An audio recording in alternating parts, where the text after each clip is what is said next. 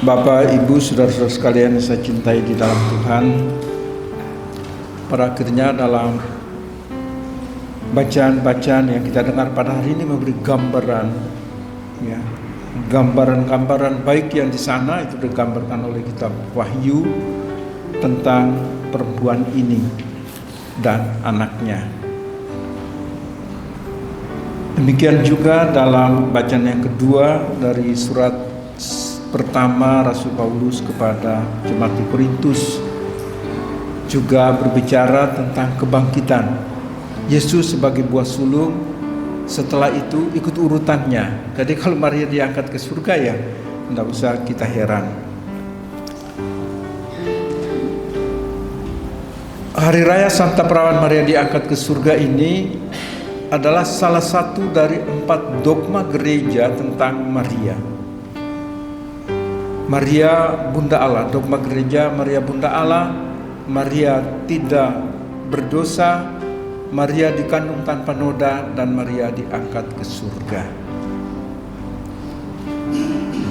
Maka kalau kita berbicara tentang dogma, salah satunya hari ini yang kita rayakan adalah dogma Maria diangkat ke surga.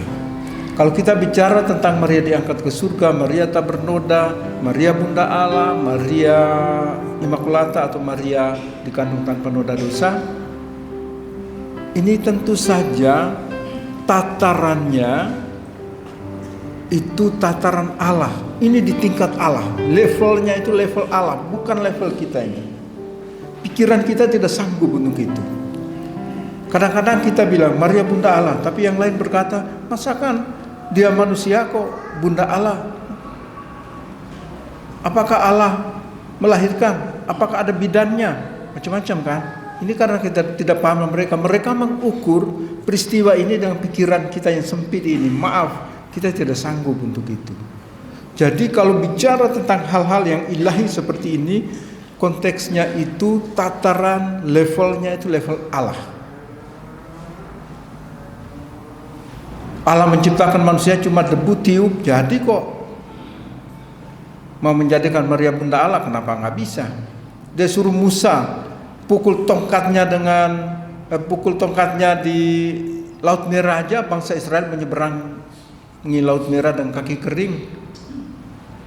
Ketika mereka di padang gurun, Allah bilang pukul tongkatmu di batu karang itu supaya bangsa itu minum. Airnya mengalir sampai hari ini di masa di Meribah. Ketika kalau kita di sana itu ada di Yordania. Jadi segala sesuatu yang Allah mau, Allah kehendaki, ini kuasa Allah itu yang bekerja di sini. Maka dikatakan Maria diangkat ke surga, bukan Maria mau naik sendiri. Enggak, Maria diangkat. Tentu saja ada dasar-dasar pengangkatan. Sama seperti gelar-gelar manusiawi kan. Diangkat menjadi guru besar. Tentu saja dia memenuhi syarat-syarat untuk menjadi guru besar. Menguji sekian calon doktor misalnya. Atau bisa membuat karya tulis dalam berbagai bahasa. Itu standar ukuran-ukuran dunia ini. Ukuran-ukuran Allah itu sangat luar biasa. Dan Maria mendapat gelar-gelar ini tentu saja bukan dari luar, tetapi semata-mata ini dari kitab suci kita ini loh. Dari Alkitab, semua diambil dari sini. Tidak ada yang dari luar. Gelar-gelar diberikan, dipelajari dan sebagainya. Maka satu kata yang kita dengar ketika perjumpaan antara Maria dan Elizabeth tadi. Ketika salam Maria itu sampai kepada Elizabeth. Ya, ketika Elizabeth mendengar salam Maria, Elizabeth yang penuh dengan Roh Kudus berseru, siapakah aku ini sampai ibu Tuhanku datang kepadaku? Kok Elizabeth tahu bahwa dia ini ibu Tuhan? Karena dipenuhi oleh Roh Kudus. Maka sukacita ini tidak hanya sebatas pada 2 orang ibu ini, tetapi juga anak-anak mereka. Dikatakan bahwa Yohanes pun melonjak kegirangan. Jadi ini semata-mata ini karena kuasa kasih Tuhan terhadap 2 wanita ini. Dan mereka 2 ini bukan tokoh sembarangan, tokoh yang disiapkan untuk masuk di dalam karya keselamatan Allah. Apa yang dikatakan oleh malaikat Tuhan kepada Bunda Maria ketika malaikat datang memberitahu bahwa engkau mengandung dan melahirkan seorang anak laki-laki, hendaklah engkau menamai dia Yesus. Dan juga dia menyampaikan warta ini, ya, malaikat itu menyampaikan warta ini kepada Maria bahwa Elizabeth saudaramu itu yang disebut mandul itu, dia sedang mengandung bulan yang ke-6. Di Lukas bab 1 ayat 36. Dan sesungguhnya Elizabeth anakmu itu, ia pun sedang mengandung seorang anak laki-laki pada hari tuanya, dan inilah bulan yang ke-6 ya, bagi dia yang disebut mandul itu. Jadi Maria tinggal di Nazaret di daerah Galilea. Elizabeth saudaranya tinggal di Yudea di daerah Yerusalem. Perjalanan dari Nazaret ke Yerusalem, ya maksud jalan kaki ya, saat itu mana ada bis, mana ada dokar atau apapun, jalan kaki. Jadi kalau 100 kilo lebih ya jalannya perempuan ya mungkin 3 hari ya 4 hari gitu ya, sampai di pegunungan Yudea tempat Elizabeth itu. Nah pada saat itu bukan Maria tidak hanya dituntun oleh Tuhan, tetapi Maria membawa Tuhan di dalam rahimnya. Itulah sebabnya ketika berjumpa dengan Elizabeth berkata, siapakah aku ini sampai ibu Tuhanku datang mengunjungi aku. Jadi Maria membawa Tuhan. Maka sebetulnya Maria itu sebagai ibu evangelisasi. Dia yang pertama-tama membawa Injil, kabar sukacita ini kepada Elizabeth. Maka kemudian dari situlah dihitung mulai dari kelahiran Yohanes Pembaptis sampai kelahiran Yesus, itu memang mulai dari situlah titik tolaknya ya. Jadi dua wanita ini, mereka ini pembawa keselamatan. Mereka melahirkan anak-anak, Yohanes maupun Yesus. Yohanes menyiapkan jalan bagi Tuhan, maka keduanya itu saling melengkapi, keduanya ini juga saling bekerja sama, tidak ada yang mau mendahului. Ketika orang-orang datang di Sungai Yordan bertanya kepada Yohanes, apakah engkau ini Mesias? Dan Yohanes bilang, bukan. Aku adalah suara. Yohanes yang menyerukan pertobatan, menyiapkan jalan untuk Tuhan. Aku bukan dia. Dia yang datang sesudah aku, membungkuk dan membuka tali kasutnya pun aku tidak layak. Itu kerendahan hati Yohanes dalam memposisikan dirinya, aku bukan Mesias. Maka ketika Yesus datang untuk dibaptis pun, Yesus berkata, dari semua yang dilahirkan oleh wanita, tidak ada yang melebihi Yohanes. Ya kan, saling mengaku itu ya. Begitu luar biasa. Jadi mereka ini, dua wanita ini, dua anak mereka ini juga memberi teladan bagi kita bagaimana hidup kita ini harus berpadanan, saling melengkapi satu sama lain. Yesus bukan menyiapkan jalan, tetapi Yohanes. Dalam hidup kita setiap hari orang kan berlomba-lomba untuk menjadi to be number one, berlomba-lomba untuk menjadi nomor 1. Anda lihat aja iklan-iklan, semua nomor 1, semua nomor 1, semua nomor 1. Siapa sih nomor 2? Maka ketika orang bertanya, kenapa nomor HP Romo 2-nya banyak? Lalu saya bilang, I am happy to be number 2. Saya bahagia menjadi orang nomor 2. Dan saya selalu mengutamakan orang lain daripada diriku sendiri. Itu teladan yang diberikan oleh mereka, Yesus maupun Yohanes. Anda mau bahagia sebagai orang nomor 2? Atau mau menjadi nomor 1? Harus menjadi to be number 1, tidak mau menjadi to be number 2. Bapak Ibu saudara-saudara sekalian yang saya cintai di dalam Tuhan, hari raya ini adalah hari raya resmi gereja. Dan ajaran ini juga ajaran resmi gereja, bukan diambil dari luar-luar, tidak. Semua ada di dalam kitab suci. Kalau kita mau merujuk jauh-jauh hari Jauh sebelumnya pun Tuhan sejak dari kitab Kejadian sudah menyiapkan seorang darah ini. Sudah dirancang, sudah direncanakan oleh Tuhan bagi Maria ini. Maka Maria itu wanita pilihan Tuhan. Bukan wanita pilihan manusia, tidak. Maria itu, Bunda Maria itu wanita pilihan Tuhan. Maka orang lain berusaha untuk bagaimana caranya supaya bisa merendahkan Maria. Sorry, Anda nggak bisa. Kamu cari dari perjanjian lama, perjanjian baru, nggak bisa. Maria itu wanita pilihan Tuhan. Kamu bolak-balik bagaimana kitab suci, kamu merendahkan Bunda Maria, tidak bisa. Maka pada satu momen saya berkhotbah untuk Hari Raya Paskah Ekumene,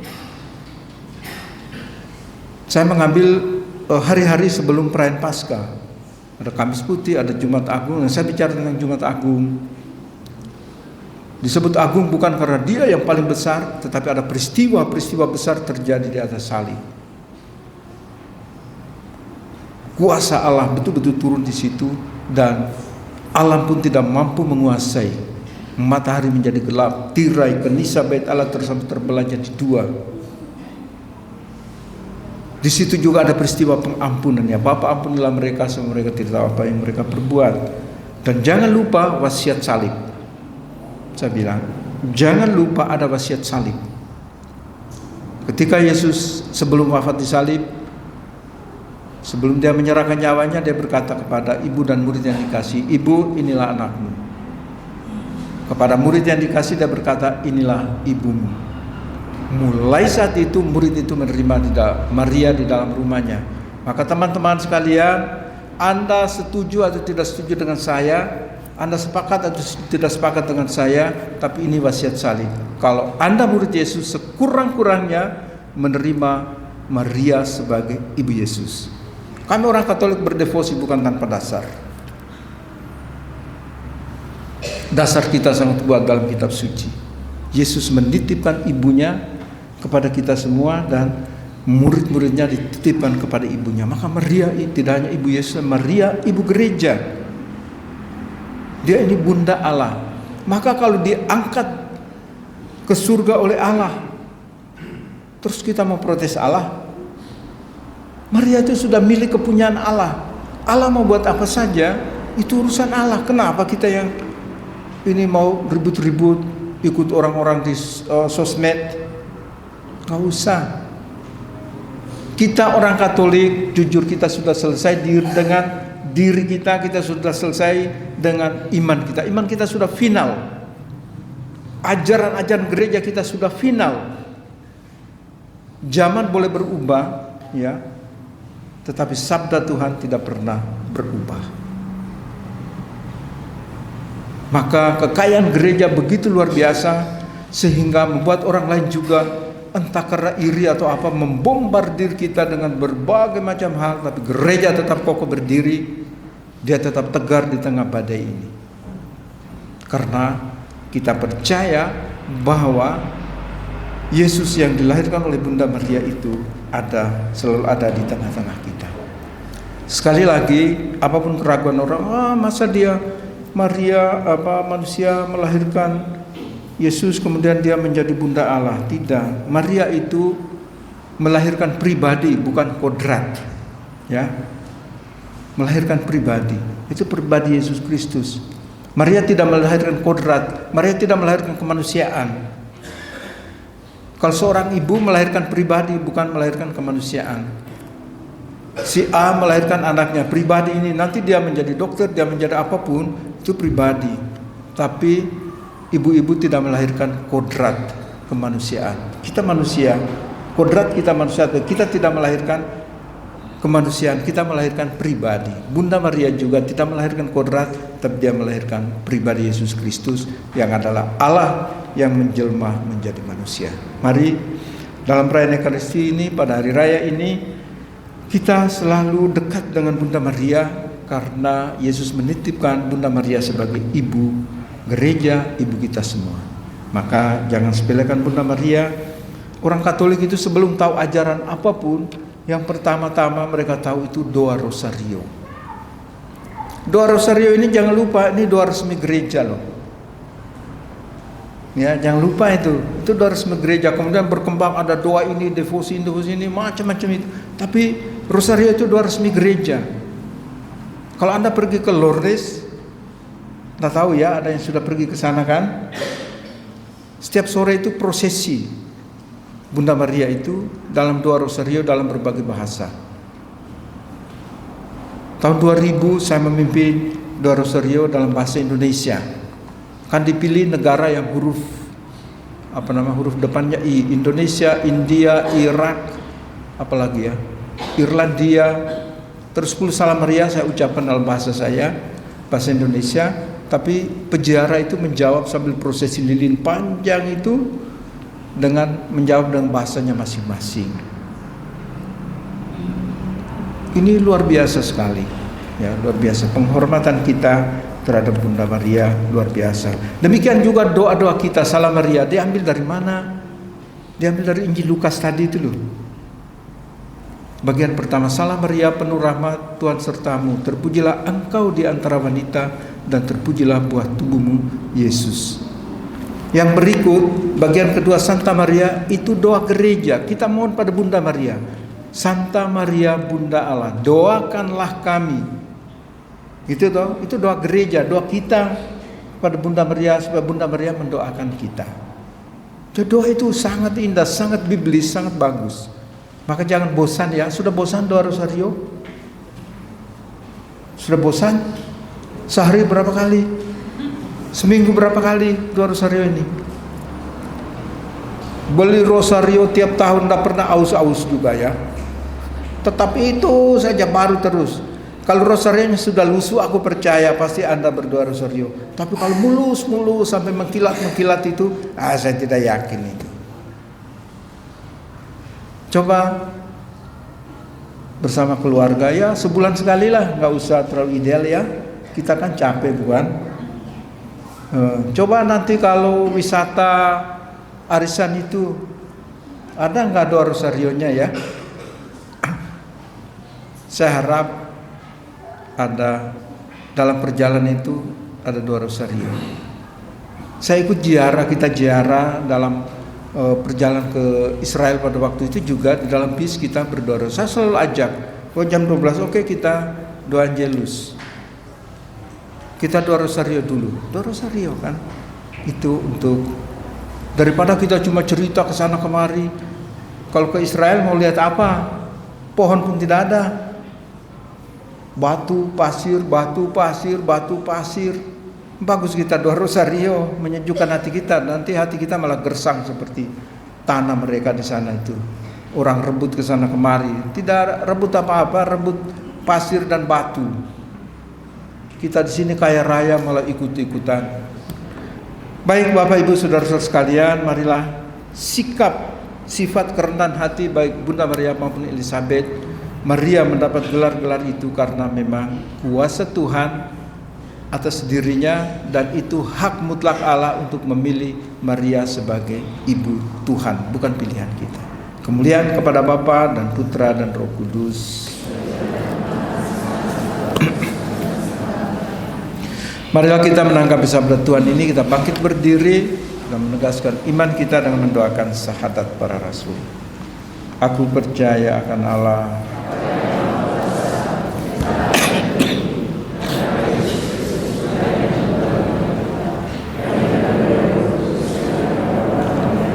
yang menderita sengsara dalam penderitaan Pontius Pilatus, disalibkan